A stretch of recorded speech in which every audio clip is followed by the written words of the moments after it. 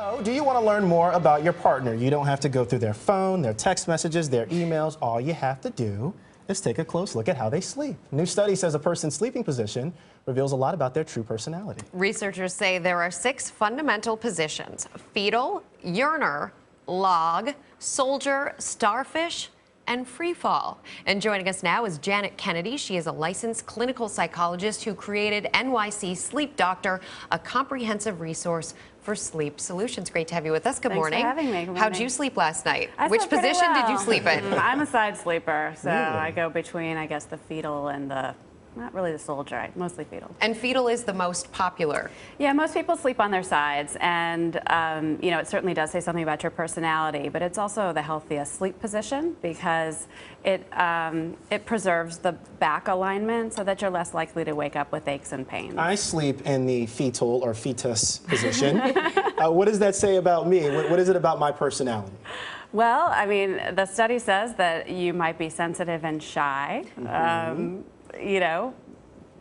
All right, log and urinary is another. I'm sorry, I got to move on from that. He's sensitive and shy. I don't think so.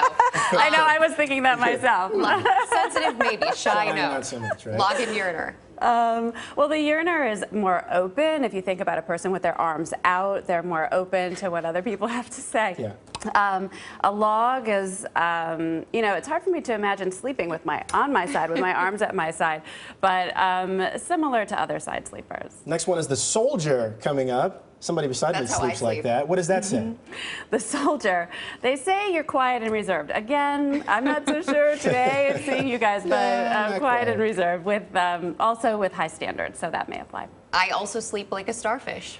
A starfish as well. That's another back position. And starfish, they tend to make good friends and be social. So, but what's important to understand about sleeping on your back is that it's not necessarily the healthiest position for sleeping because it tends to lead to snoring and also sleep apnea. If you tend to have sleep apnea, it makes it worse. I think I know a little bit about that. Right. Just a little You did a bit. sleep study. Yeah. Did you? Yeah, I sure did. So It's one of those things you have to deal with. Free fall is the next one. What is that all about? free fall is sleeping on your stomach, and that is actually the worst position for adults. You know, you see children, they're happily sleeping on their stomachs, but they have a lot more neck flexibility than we do. And so it's easy for them to be comfortable on their bellies and move their head from side to side.